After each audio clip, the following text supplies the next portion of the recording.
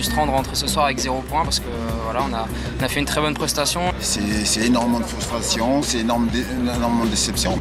Hier soir à Chabandelmas, le PSG a sans doute pu mesurer l'écart qui le sépare encore d'une grande équipe. Malgré un visage séduisant, les Parisiens ont chuté après 2 victoires consécutives face à une machine bordelaise qui, même dans la difficulté, sait comment s'imposer. Match nul aurait été équitable pour les deux équipes, même si je pense qu'en première mi-temps, vu la domination de Bordeaux, on aurait pu être plus à l'abri à la mi-temps. 3-0 il y a 2 ans, 4-0 l'année dernière. Si on prend les statistiques, on en met 5 aujourd'hui.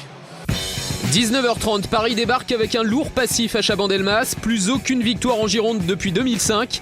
Et face au leader, un test énorme pour le jeune Apoula Edel dans les buts parisiens. Et c'est des matchs comme ça qu'on a envie de jouer. C'est du lourd en face, Gourcuff, Chamac. C'est pas grave, c'est des hommes comme nous. Hein. C'est un match de foot. On va tout faire pour gagner. Hein. Un PSG sans 2 de ses cadres, Camara laissé au repos et surtout Julie écarté, une absence et des questions. Julie, effectivement, il n'a pas envie de finir sa carrière sur le banc à Paris. Si ça devait, on va dire, un peu trop durer dans le temps, effectivement, ça peut devenir assez tendu avec lui. Des absents aussi côté bordelais, Fernando et Wendel suspendus, mais le grand retour de Yoann Gourcuff, blessé depuis mi-novembre. J'ai plus de douleur à l'adducteur, donc ça c'est positif. Après, je sais pas trop où j'en suis physiquement, mais on va voir. Et avec Gourcuff dans un rôle un peu plus défensif que d'habitude, Bordeaux va planer sur la première période. 2 minutes à peine, mouvement à une touche de balle.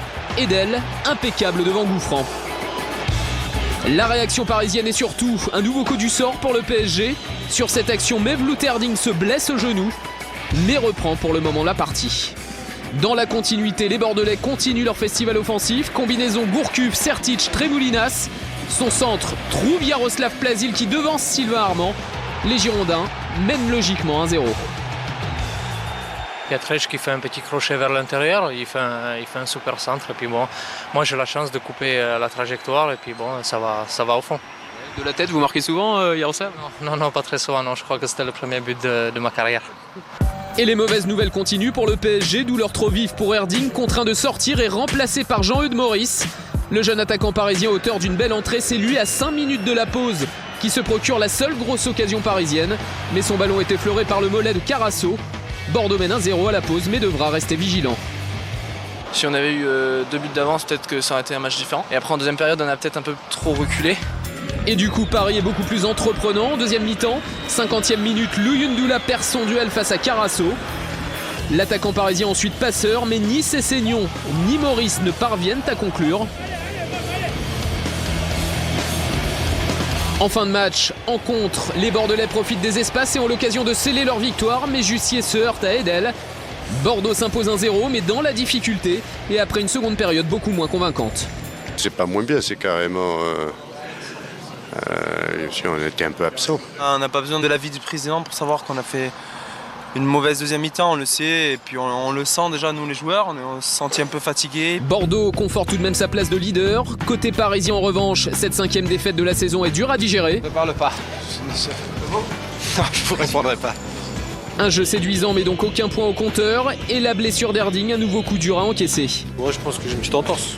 Combien de temps d'absence ? Lundi je fais un examen et je pense en avoir pour quelques jours. Comboire espère maintenant 3 victoires en 4 matchs avant la trêve et les fêtes, qu'il passera sans doute avec son ami Laurent Blanc. Fin décembre, on jouera au golf ensemble, donc on se remémorera un petit peu le match de ce soir. C'est qui le meilleur au golf ? Antoine, sans problème. Voilà Bordeaux moyen donc, mais qui conforte sa place de leader. Et Bordeaux avec un Yoann Gourcuff de retour dans une position plus défensive. Alors Plazil avait été promu meneur de jeu de cette équipe de Bordeaux en l'absence de Gourcuff qui était blessé. Et du coup Laurent Blanc l'a laissé parce qu'il avait été bon. Et du coup il a fait rentrer Gourcuff entre le meneur de jeu, Plazil, et Alou Diarra qui était lui devant la défense. C'est presque, Elie Baup, un milieu de terrain en ligne à 3 qu'ont aligné les Girondins. Oui, c'est avoir une sécurité avec Diarra en base, ensuite se donner la possibilité de jeu vers l'avant avec Gourcuff et Plazil, Et ce rôle de Gourcuff a été mis en évidence hier tout au long du match. Et la qualité de son jeu vers l'avant, de trouver des solutions. Alors on va le a été regarder un des thèmes justement. offensifs. Comment a-t-il joué Johan Gourcuff dans cette position plus... Il a joué dans une position médiane. On le voit ici proche de Diarra, devant la défense. Là, de suite, il cherche à trouver une solution. Et il donne à Sirtik, qui lui va décaler Tremoulinas. Et ça va donner le premier but avec Plasil. L'idée, c'était dans les premières balles de trouver une relance devant lui, de trouver une solution immédiate. Ensuite, on va le revoir à nouveau dans une position encore une fois médiane. Il se replie, et bien à hauteur de Diarra, dans un rôle de milieu défensif. Et cette fois-ci, il va se projeter un peu plus haut. On va le retrouver à l'intérieur du jeu. Voilà, il va regarder devant. Il y a une touche de balle. Il va chercher à alerter ses attaquants pour donner des solutions très hautes.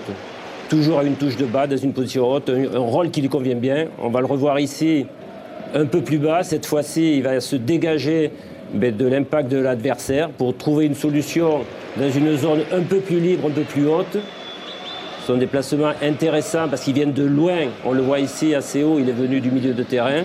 Il va toucher ce ballon et là il va chercher un appui et finir par une frappe. Du volume de jeu, j'ai pas ressenti énormément de différence. Par contre, après c'est vrai qu'il faut être très attentif et jouer simple quand on a le ballon parce qu'on est dans une zone du terrain où il ne faut pas perdre de ballon. Donc on peut moins faire parler la créativité. Par contre, c'est vrai qu'on peut plus facilement trouver des relais et jouer à 1-2 touches de balle parce que dans cette partie du terrain, il y a moins de pressing, moins de joueurs. Donc c'est plus facile de jouer avec ses coéquipiers, de bouger, tout ça.